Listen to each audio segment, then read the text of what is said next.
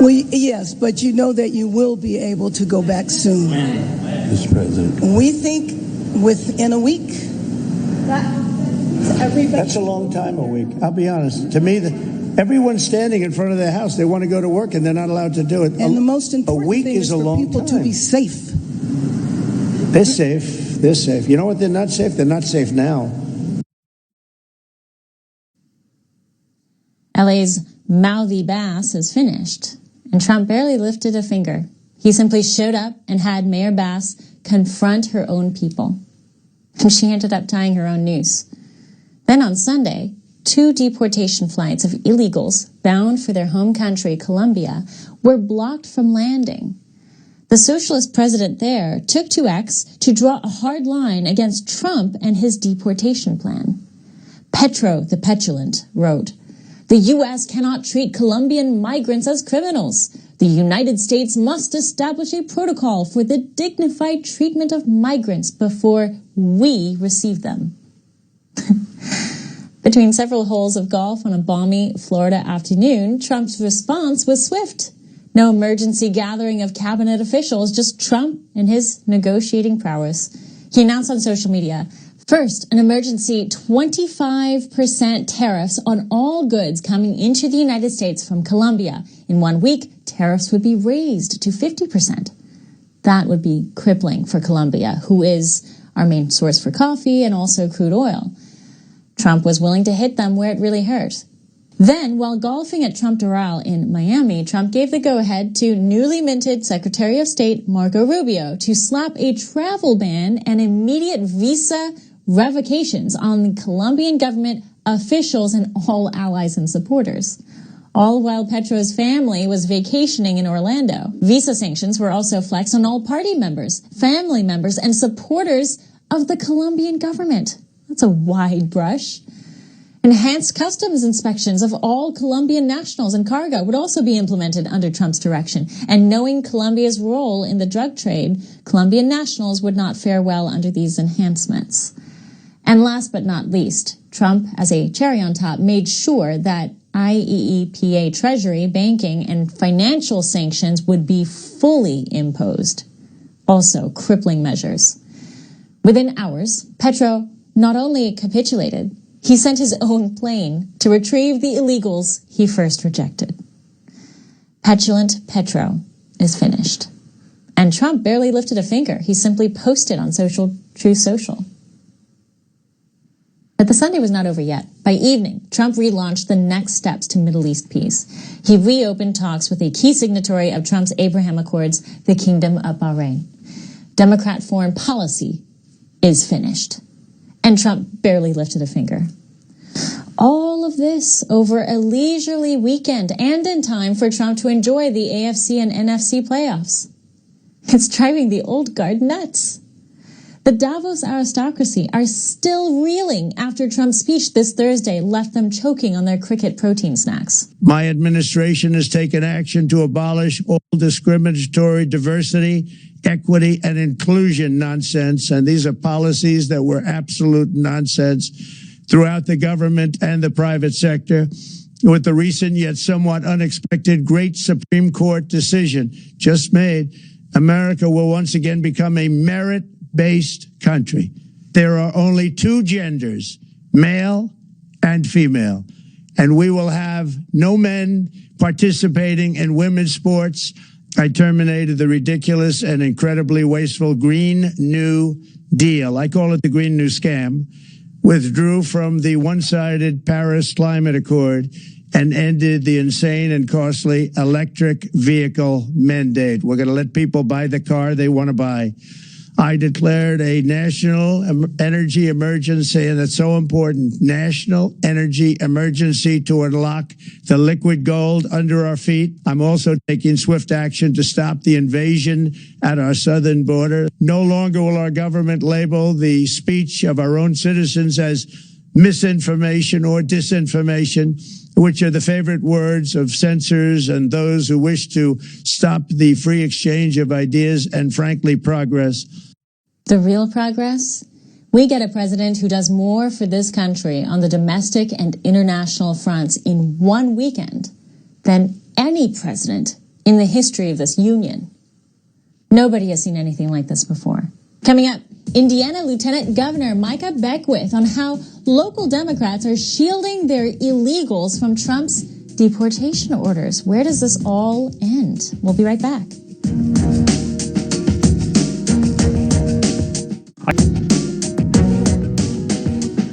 Illinois Governor J.B. Pritzker is taking a stand in hopes of becoming the fighting face of the Democratic Party. He's doing this by not getting behind the people of Illinois, but by taking a stand for the border burglars here illegally. The governor stopped by CNN's State of the Union with Dana Bash to flex his muscles against the Trump administration. What they're also doing, though, and it's quite disturbing, is they're going after people who are law-abiding, who are holding down jobs, who have families here, who may have been here for a decade or 2 decades, and they're often our neighbors and our friends. And why are we going after them? These are not people who are causing problems in our country, and what we need is a path to citizenship for them. We need to secure our border. We need to get rid of the violent criminals, but we also need to protect people, at least the residents of Illinois and all across the nation, who are just doing what we hope that immigrants will do. The governor is cherry-picking how to interpret federal law, bottom line, because that's not how it works. If you burgle your way into someone's home across someone's borders, that is by definition illegal, period. If you're burgling your way into someone's private residence uninvited, that doesn't make you a resident with legal rights. If you burgle your way through the borders illegally, that doesn't make you an immigrant. That makes you a criminal. That is how it works in every country on earth. But here we have a governor out of Illinois giving people hope by encouraging active rebellion against the federal government. States did that once. It was called the Civil War. The Trump administration has made it clear it will arrest anyone who defies federal law on this matter. What does this mean for Governor Pritzker and for any grandstanders like him hoping to fill that 2028 Democrat power vacuum? Joining us now, Lieutenant Governor of the neighboring state of Indiana, Micah Beckwith. Lieutenant Governor, welcome to the program. Give us some insight into this. What is the end goal of Governor Pritzker here? Well, I think you can see the difference between Trump's America First agenda and then Pritzker's America Last agenda. And when you put the needs and wants and desires of illegal immigrants who have broken our laws over the needs of citizens of this nation, you're going to get that result of high crime. You're going to get more poverty. You're going to have dwindling resources. And that's what Illinois is seeing. And so states like Indiana are saying, we're here to help President Trump. We will stand with him to make sure we put Americans first and not last. How is the state of Indiana doing that, by the way? Governor Braun has made some clear statements that the immigration issue is one that touches everybody in the United States, especially Indianans. So how does a state like Indiana go about helping, not hindering, this deportation effort?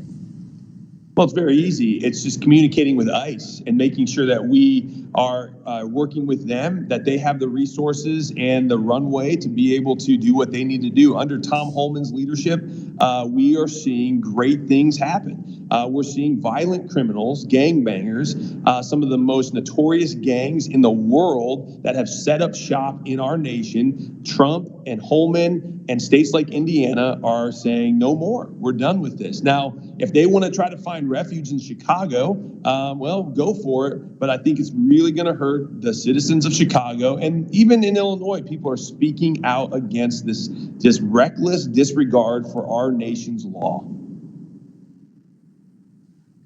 But from a political standpoint, Pritzker seems to be making a very calculated move here. He is clinging on to one of the few kind of cogent Democrat policies that we have seen emerge out of the Biden administration, and that is open borders and pretty much amnesty for any illegal immigrant in the United States. He's clinging on to those topics. Do you think he's doing that as a way to just toe the party line, or does he have designs for 2028?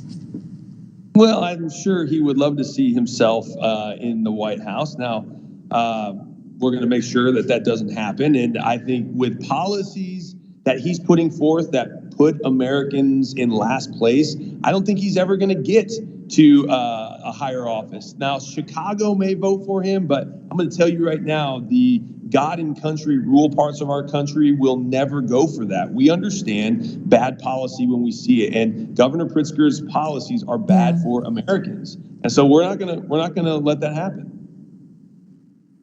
You know, speaking of God and country, you're a pastor, you're a Christian pastor.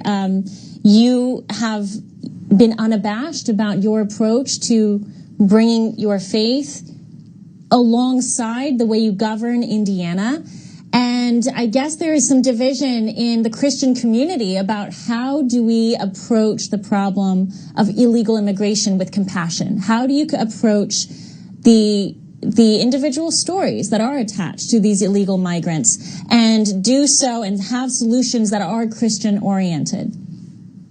Well, first and foremost, God calls us to love our neighbors, and our neighbors is anyone that we find ourselves in community with. And so whether you're illegal or not, if you were to come into my church, you're going to be greeted with people that will show God's love to you. But God also says in Romans 13 to honor the laws of the nations that he has raised up. And if it doesn't break God's sovereign law, then we have an obligation to maintain and walk in the law of the land. And when you break our law by entering this country illegally, you have now dishonored what God has said to do. So we have an obligation as the government to steward the law of the land. So what I would say as a pastor to someone who's here illegally and they're just trying to find a better life for themselves, hey, we love you. God loves you. We want to help you, but you have to go through the front door. You can't break our laws. And you're never going to receive God's full blessing if you break the law. So what we're saying is we want to see God's best for you. And one of the ways to get that is to go through the proper channels, and we'll help you find citizenship status. America is a very welcoming nation. This is not about keeping people out. It's about making sure they come through the right ways. That way we know who's here so we can know how to help them. So that's my response as a pastor. Well, I mean, I think that's a great answer, and it's not really perspective that a lot of people want to talk about because they don't feel like there's quite a comfortable answer to it. I think that's a pretty solid answer and one that most Americans could get behind. That said, even in your own state, you have the police chief in Indianapolis saying that it is not his role to aid in sweeping for illegal immigrants. Why did he say that? That seems wrong.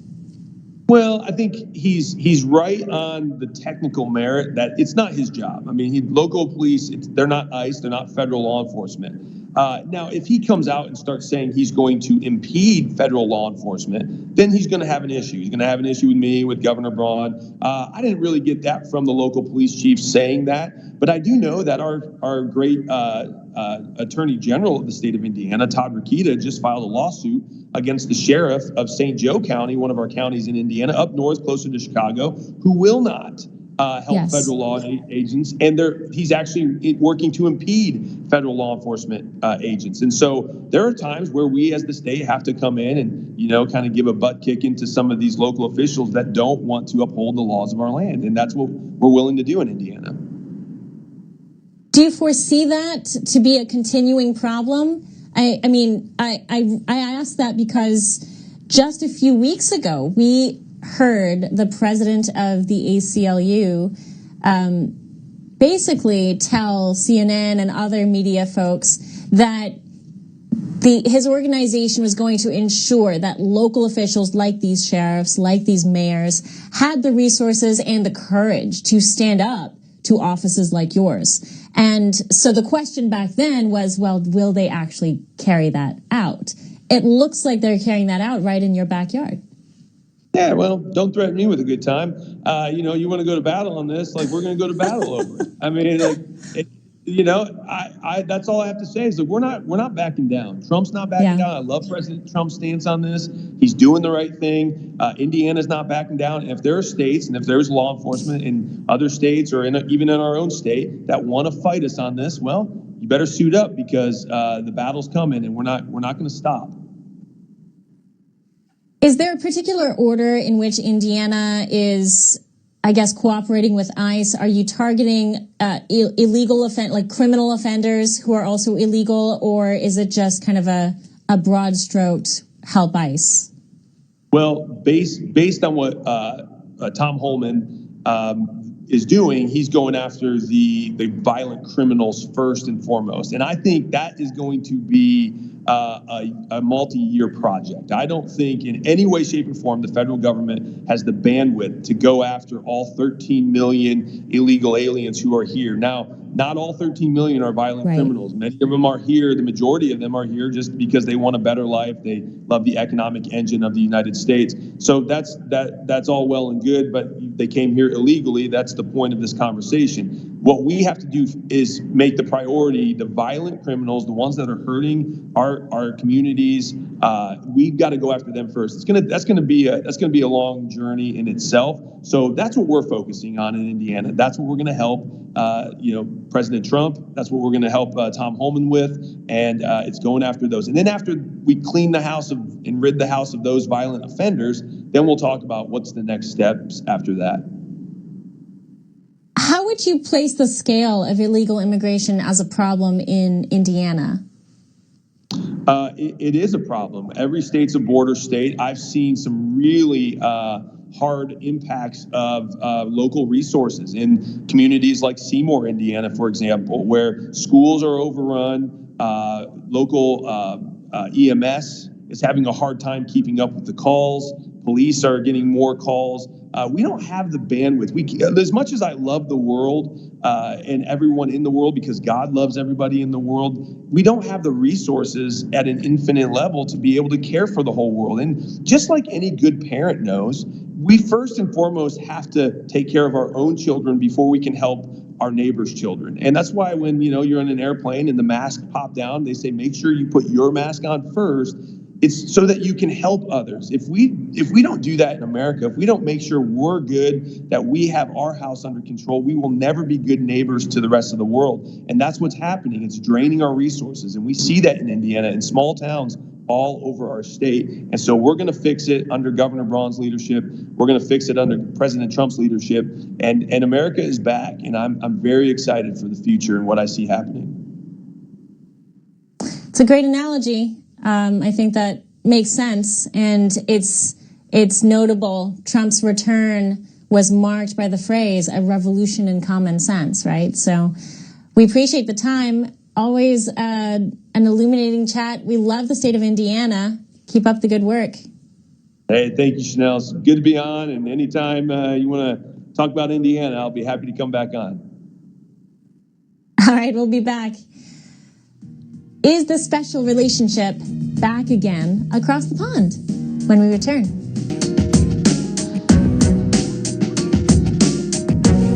Welcome back. I've long said the special relationship is over between the United States and the United Kingdom. The UK tried to aid Kamala in getting elected this last election by sending door knockers and strategists. Their intel community has toyed with our government for decades. But now that Trump's in office, there's an appearance that British bonhomie is back. President Trump praised UK Prime Minister Keir Starmer to BBC aboard Air Force One, stating that the embattled Prime Minister has done, quote, a pretty good job so far, and that the two have a very good relationship. This goes against the feelings that Doge head Elon Musk has had about two-tier Keir, as Musk has been an open advocate of the Reform UK Party, the opposite. Is the special relationship back, or will it sour like bad clotted cream? Joining us now to help us answer this little puzzle, Peter McIlvena. He's the Chief of Staff in the British House of Lords and the host of Hearts of Oak. He joins us now. Peter, what say you? I hope we can make a sense of this, and it's interesting the dilemma the British government face. How much do they delete their previous tweets and suddenly feign a conversion to Trumpianism? I don't know, but they're having this massive struggle, and we're watching this play out in our media in the UK.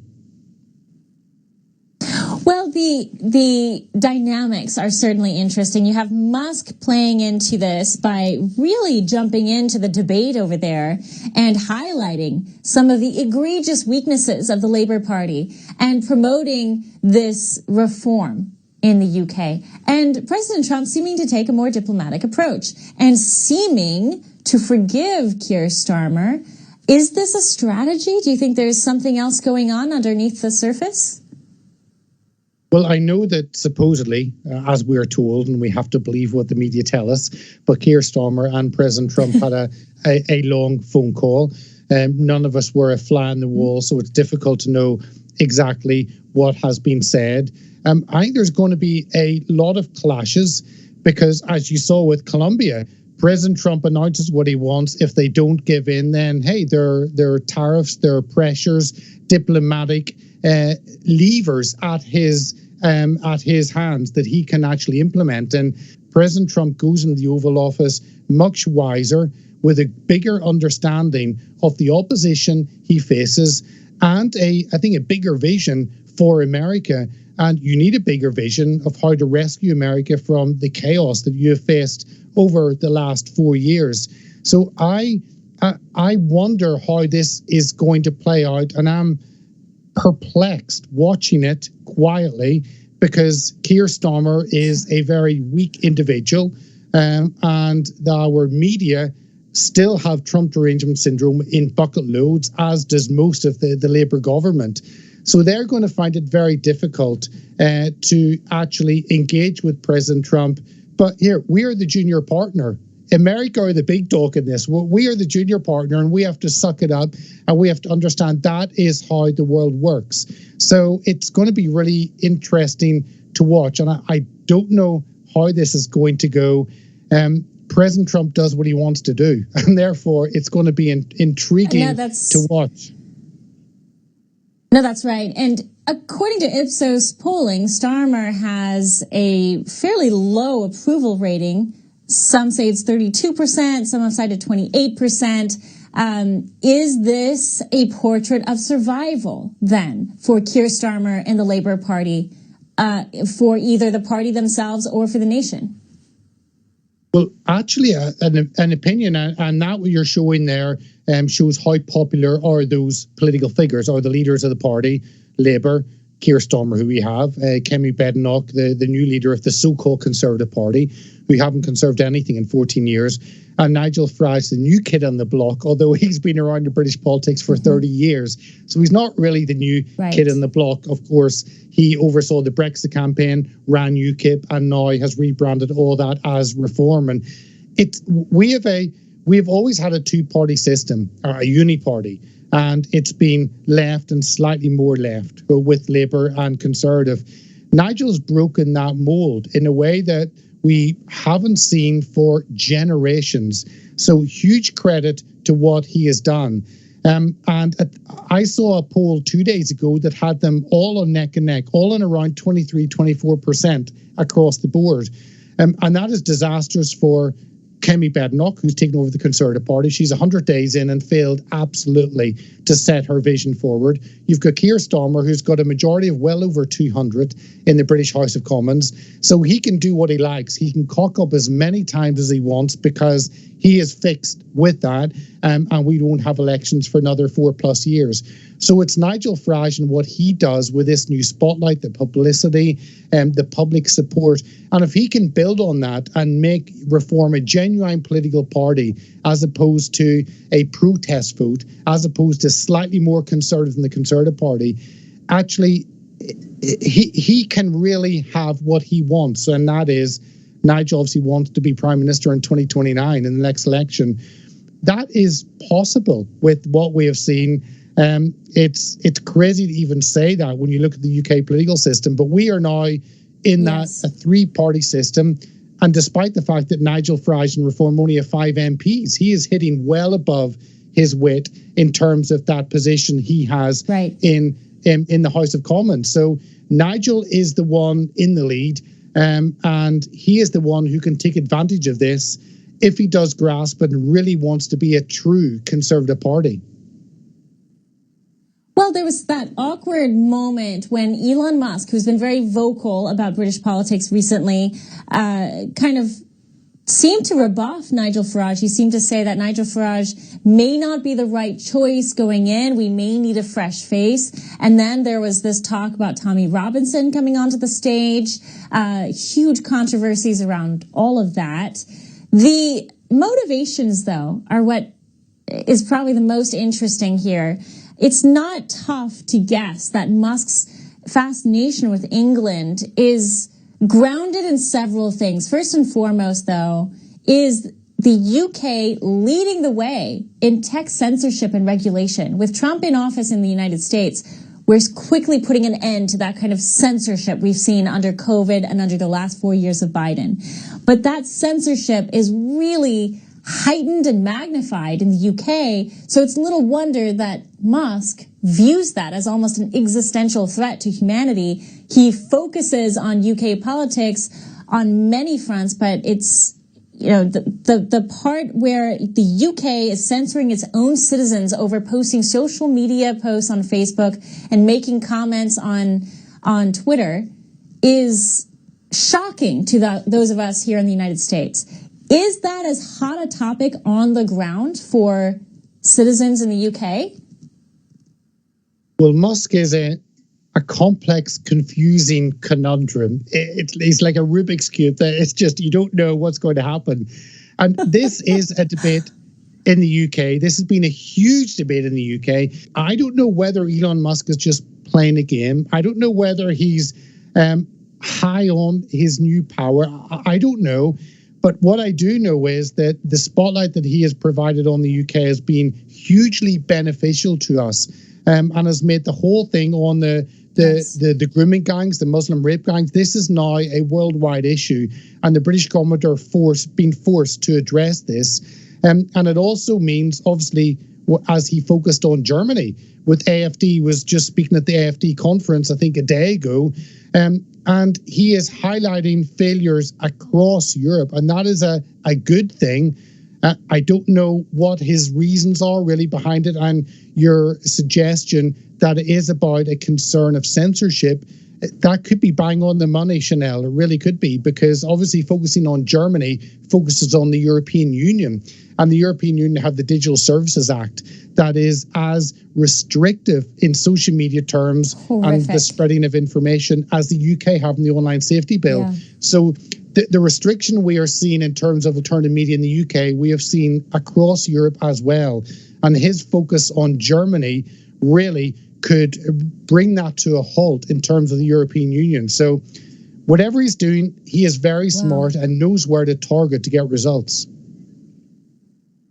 Well, especially when it comes to censorship and the idea of one's civil liberties, obviously Europeans, and let's even separate the UK for a moment, Europeans who live within the EU tend to have very different ideas culturally about what is their right against the government. The United States uniquely has our Bill of Rights. That's not something that a lot of countries in the world can boast about, especially in Europe. And the question to you then, from a cultural perspective, does that pendulum ever swing? Or is that the censorship, is the big government god censorship a Pandora's box that's been opened and it's just never going to quite get rectified in Europe? Well, we have a cultural crisis across Europe and across the UK. We have had that because of mass immigration, and we have accepted everyone into the country, and that has made ghettoized cultures all across our cities in the UK. We have zero integration. And then you look at the European Union. The European Union initially was there as a coal and steel union, so economic, but that has now moved to cultural, to political, to financial, even looking at militarily and legal. So it is tried to remove the borders of the nations and the nation states. And there are proud nations in Europe and there are less proud nations in Europe. And it's been frustrating watching from the UK over to Europe and seeing proud nations like France, like Italy, who have a strong identity like Spain, and yet that seems to be removed, and it all goes into the cultural pot, the cultural mix of the European Union. And despite the fact that the UK have left the European Union, we've left, but we have lost our sense of national identity under 14 years of a so-called conservative government, conservative in name only. And therefore, we are on a slippery slope. And my hope and prayer is that we have strong leaders across Europe. You see Meloni, you see Le Pen rising in France. You've got the German elections in weeks. The FPÖ in Austria came first. You've got Orban in Hungary. You've got the Swedish Democrats, extremely strong. All across Europe, you've got strong parties that want to put the nation first. And if we see their continued rise, which I think we will, and that's why the EU are so afraid of the AfD in Germany, because they put Germany first and not the European Union project, or not mass immigration first. That really could rewrite how Europe sees itself and how it integrates. And my hope is that we will see a change in it's a relationship with nation states and not an amalgamation of those nation states.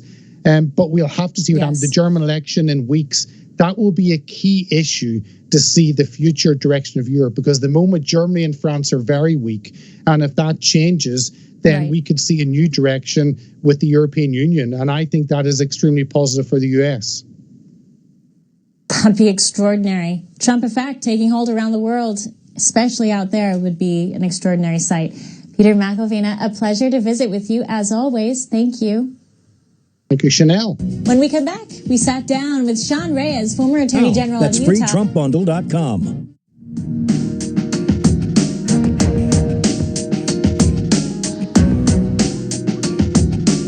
Welcome back. Last week, we sat down with Sean Reyes, the former Attorney General of Utah and former chairman of the Republican Attorneys General Association.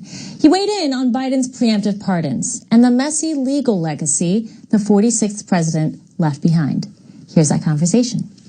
Welcome back. We have joining us now former Attorney General of Utah, Sean Reyes, an old friend of Fine Point. Thank you for joining us on this beautiful morning. Oh, beautiful, but chilly. It is. Now, President Trump, we now don't have to refer him as president-elect. He no longer have to refer to him as candidate. He is president. He's 47. He is the leader of the free world. Again.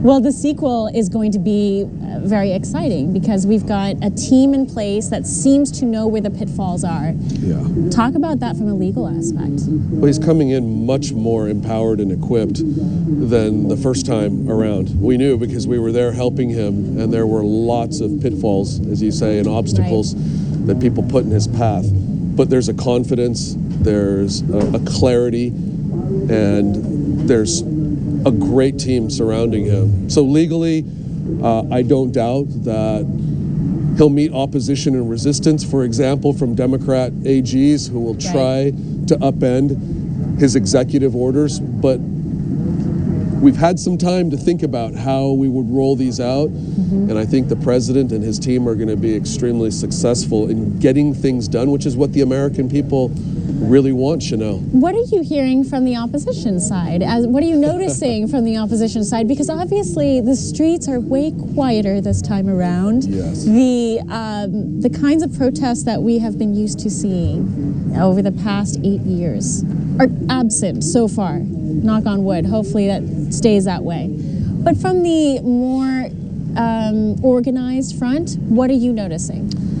Well, let me say up front, I think it was a very humbling moment for America, heartening, hopeful, and I think all of America recognizes that he has a mandate, that he's been able to galvanize, if not everyone, much more of the country together in hope that we can roll forward in a united way. And so, yes, there'll be protests, but like you have just referenced, there's not a massive crowd of people because I think there's a recognition this time around that he is our president for America. And whether you agree with him 100% of the time or not, there is a chance for us to accomplish something in these next 4 years that we haven't for a generation. I've spoken to at least one of your former colleagues, Ken Paxton of Texas, and he weighed in on the preemptive pardons that Joe Biden has divvied out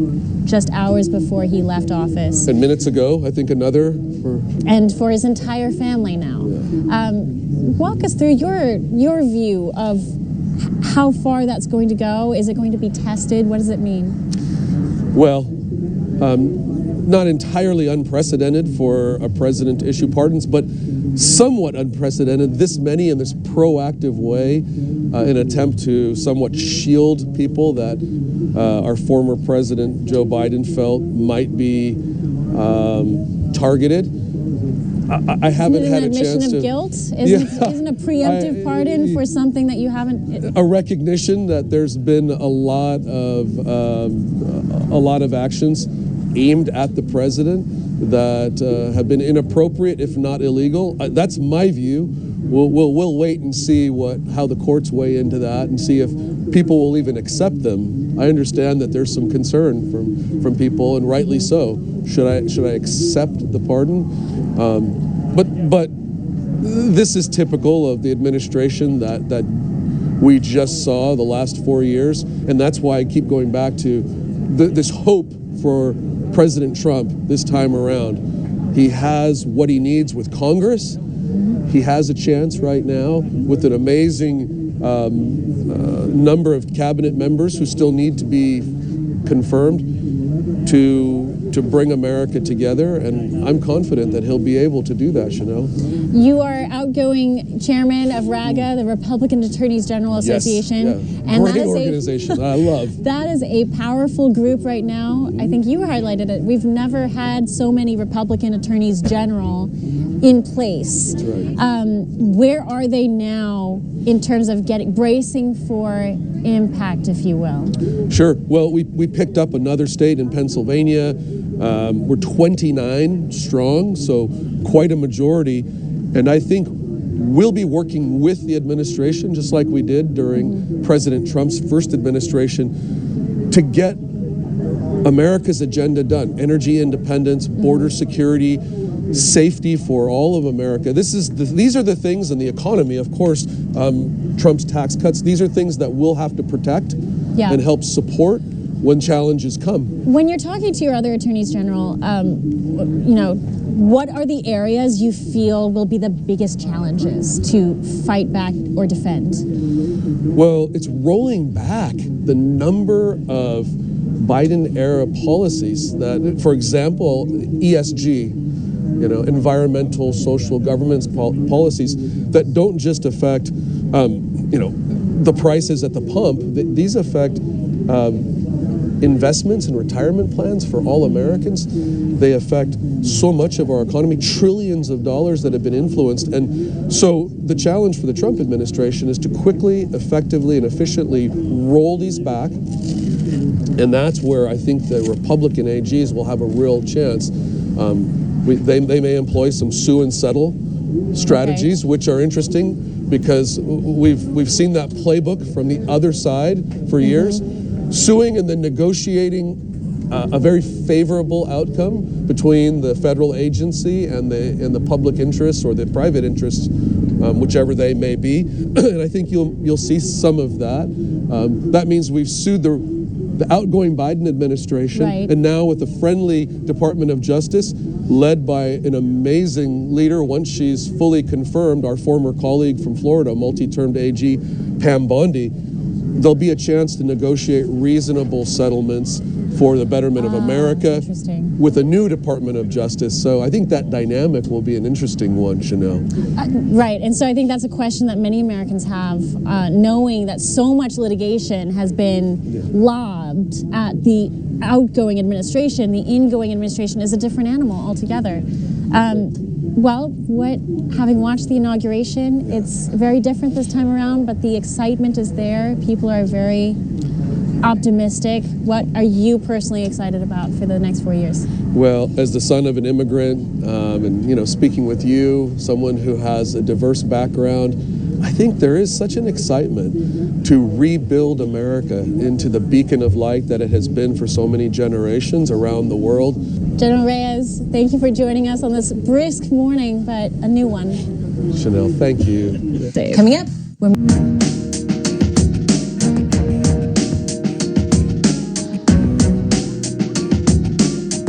it's time now for a nightcap. In our mission to stave off the decline of artful language, we turn to my gallery of forgotten words, wordabees. Our word of the day is whifty. Whifty means to be eccentrically silly, to be ditzy, scatterbrained, and unfocused. Whifty folk have a certain magnetism in their madness. If not careful, this term could just as easily be applied to the town drunkard as those craze-haired men who wander the streets of Oxford. They're so brilliant, they're crazy. Or so crazy, they're brilliant. True, whifty lots are difficult to maintain linear conversations with, yes, but so long as you understand this and remain flexible, much can be learned from the whifty-minded. By their very nature, their scatterbrained ways mean that they absorb more content in faster time, hopping from one thought to another as a feather in a windstorm. Madness, yes. Genius, sometimes, in glimmers. An observer's patience is key to glimpsing the gems of the whifty mind. Joining us now, Kevin Smith of the Loud Majority. Kevin, who's your whifty hero? Honestly, I think this word best describes Elon Musk. And he's just, I mean, if you're taking in more content than anybody else at any moment in time, this guy's going to cut the federal budget while getting us to Mars. And sometimes he does. Sometimes people don't really understand the methods to his madness, but he's gotten this far and he's done this many things. Obviously, he's thinking on some sort of scatterbrained level than a bit higher than the rest of us. Yeah, the scatterbrain genius. That's a great example. He recently, I mean, he's in the news every day, obviously, but the most recent, headline out of Elon is he has highlighted what is apparently Wernher von Braun, the former Nazi scientist and the person that we imported here to help build our space program in the United States back in the 50s and 60s. So Wernher von Braun apparently wrote something involving, either fiction or it's some kind of writing from Wernher von Braun, and he names a man named Elon to lead Mars. Elon retweeted that, very, I guess, puzzled by it, amused by it. What do you make of Wernher von Braun seemingly having a crystal ball about Elon? Well, first, let me say, Elon, I know you have an IQ of like 200, but maybe don't bring up the Nazi scientist like a week after you do that ridiculous thing. Like, just give it 2 weeks, bro. Give it 2 weeks. But I'm sure that had the conspiracy-minded out there, this was all part of the plan, and Trump's a time traveler, and all these things, all the crazy nonsense we heard online over the course of the last several years. But look, I mean, I don't know. Is that Elon's push for the H-1Bs? Is he dredging back that fight again that I thought we put in what seems like a decade ago, but actually was like 9 days? Because the news cycle here moves in 15-second spans. No, I mean, we opened the show with the observation that normally Mondays are reserved for recap or forecasting what's to come in the week ahead. But with the current administration, with Trump at the helm, we now have to do weekend recaps because he's accomplishing so much in just a span of 48 hours on his time off that we have to cover the things that he's accomplishing on that front. Oh, absolutely. I mean, look, this is the difference, and this isn't so much a Trump thing as it is a business-minded thing. He's coming in with a task, and once he gets the task done, he moves on to the next thing, and then he moves on to the next thing. We were just saying before, he started a trade war on the first hole of his golf round and then ended it by the back nine. And then he's moving on to the next thing. Now he's moving on to and it is so great to see people moving at human pace again, instead of moving at government pace, where it takes 6 months for people to move a permit request from one side of a table to another. It's nice to see that the adults are back in charge. Yeah, and I think there's a negative connotation to WIFTY as well, where you have someone who is so bizarre and eccentric and silly, but in a negative way. And I feel like you could describe the entire DNC platform at this point. They're so WIFTY in the sense that they don't know what position they're really going to be taking. They don't have a true leader to take them forward, and they don't seem to have any rhyme or reason when it comes to even discussing what went wrong under Biden.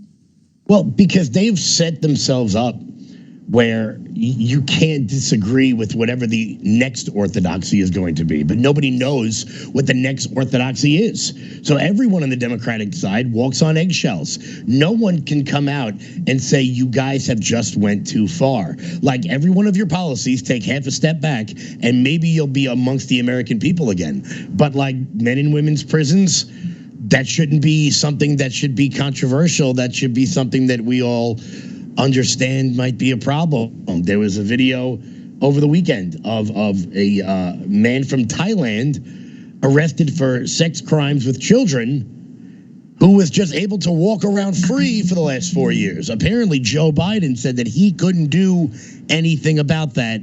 Tom Homan did it in 5 days.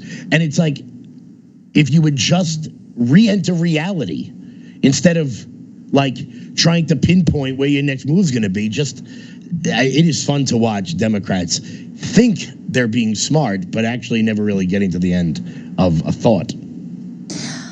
It raises, I think, several things that you just said. But again, going back to the word WIFTY, eccentrically silly, the notion of eccentricity in the hands of conservatives are best illustrated in guys like Elon Musk. And with that eccentricity, we're innovating. We're flying to other planets with the mission of colonizing them.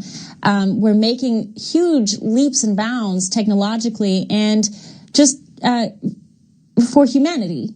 But when the left is eccentricizing themselves, they're actually just spinning off the planet. Exactly. And, it used to be that all the creative people, all like the people that I say are stupid smart, that can't have like a regular conversation, all the WIFTY people like Eric Weinstein and Brett Weinstein and Elon Musk and the people that are really thinking about big things out here, they all seem to be more on our side now than they were traditionally liberal.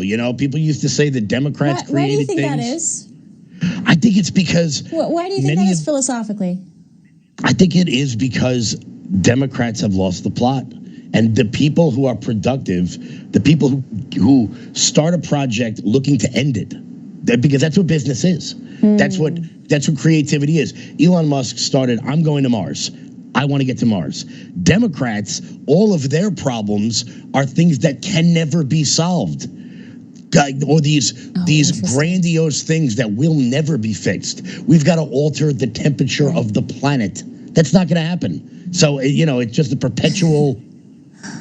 perpetually complaining instead of actually finding a solution.